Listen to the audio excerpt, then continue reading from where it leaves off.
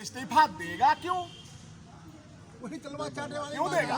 वही तो तलवार चाटने वाला कुत्ता वही गुलाम है। वही जो है तलवार चाट रहा, मलाई खा रहा है। अरे वो मलाई खाने वाला आदमी तुम्हारे साथ तिरपाल पे बैठेगा?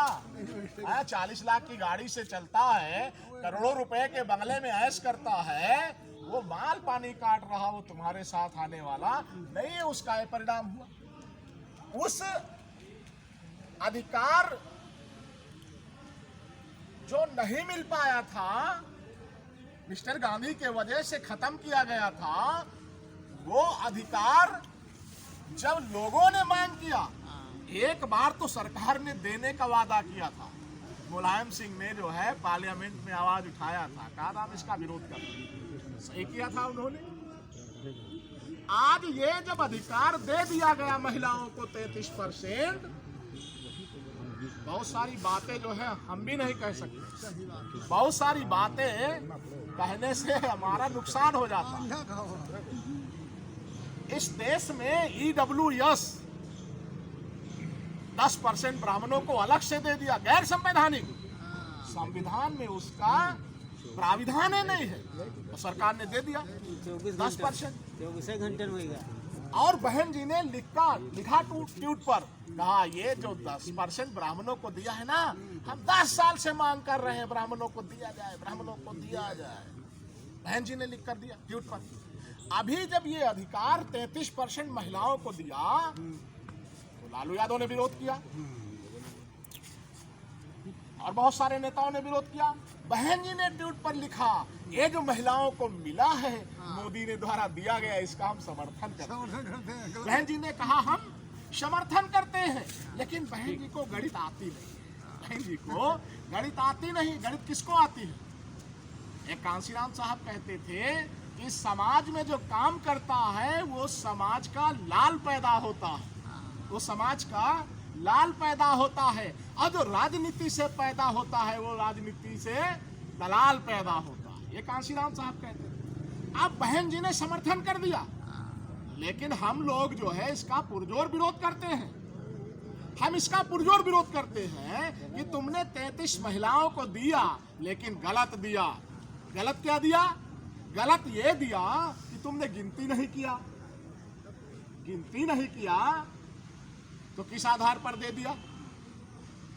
इस आधार पर तुमने दे दिया कि अगर गिनती करेंगे तो गिनती के आधार पर देना पड़ेगा, गिनती के आधार पर देना पड़ेगा। अब हमने महिला को दिया है तो महिला को दिया है। अब जब महिला को दिया है तो महिला जब उद्घाटन में मुर्मू नहीं जा सकती है और वो संसद में मुर्मू नहीं जा सकती है, लेकिन वहां जो है कंगना रणावत जा सकती है। क्यों बाबूजी? जो फिल्मी दुनिया में हीरोइन नाचती है, शरीर खोल के दिखाती है, उसके पैसे लेती है, पैसे लेती है ना, वो जाएगी पार्लियामेंट में, नए संसद में वो जाएगी, और वो शासक जाति की महिला होगी। उसको क्या कहा जाएगा? उसको लीडर कहा जाएगा, उसको नेता कहा जाएगा। और हमारे समाज की जो सभ्य महिला जिसको अधिकार मिलना चाहिए वो महिला वहां नहीं जा पाएगी।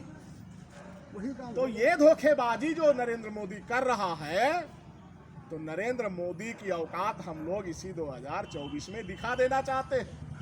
अभी 17 अक्टूबर को है ना, गोरखपुर की धरती पर राष्ट्रीय अधिवेशन विद्यार्थियों का हो रहा है। बहुत बड़ा 17 को यहाँ रैली प्रदर्शन है। 26 नवंबर को देखिए, मैं कई बार कह चुका स्पीच में कि इस देश में 2 मिनट रुक जाइए। इस देश में जो व्यवस्था टिकी है वो ईवीएम की बदौलत टिकी है। सरकार बनाने की जिम्मेदारी चुनाव आयोग लेता है। हमारे साहब कहते हैं ईवीएम मशीन चोर है, चुनाव आयोग चोरों का सरदार है। 26 नवंबर को संविधान दिवस है और 26 नवंबर को 10 लाख लोगों का जमावड़ा लेकर हम जाने वाले हैं। कहाँ? चुनाव आयोग का घेराव करने वाले।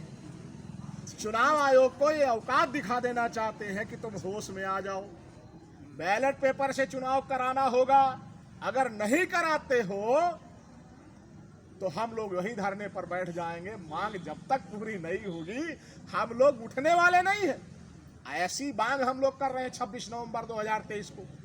अगर उसके कान में जो नहीं रेंगता है, बाई चांस हम लोग विफल भी हो जाते हैं मान लीजिए, और वो पास हो जाएगा, तो फिर अगला हम लोगों का जो चरण होगा वो 2024 में पोलिंग पर जब गांव में मशीन आएगी तो हम लोग महिलाओं को तैयार कर रहे हैं। उस मशीन को जैसे नारियल फोड़ते फोड़ते जीवन चला गया, वैसे एक बार हम लोग वोट डालने जाएंगे, उस मशीन को पटकेंगे, फोड़ देंगे, और जनता जो है सड़क पर उतरेगी। ये चुनाव नहीं चाहिए, ये चुनाव नहीं चाहिए, इसमें मशीन फूट गई है, अब हम बैलेट पेपर से चुनाव कराना चाहते हैं।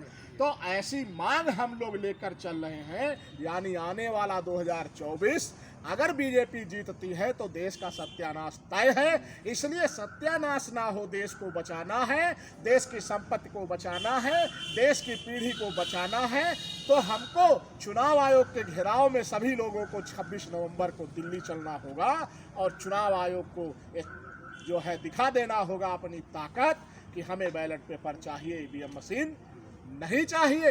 तो इस प्रकार से ये बड़े पैमाने पर हम लोग लड़ाई लड़ रहे हैं। समाज के बीच में जाकर समाज में इन बातों को हमें प्रचारित और प्रसारित करने की ज़रूरत है। जो भी जिम्मेदार साथी संगठन से जुड़े हैं उनसे निवेदन है कि बहुत दिन तुम लोगों ने मौज मस्ती कर लिया, अभी कम समय बचा है, कम समय में अच्छी लड़ाई अगर अच्छे तरीके से लड़ लोगे तो सफलता मिलेगी। अगर नहीं लड़ोगे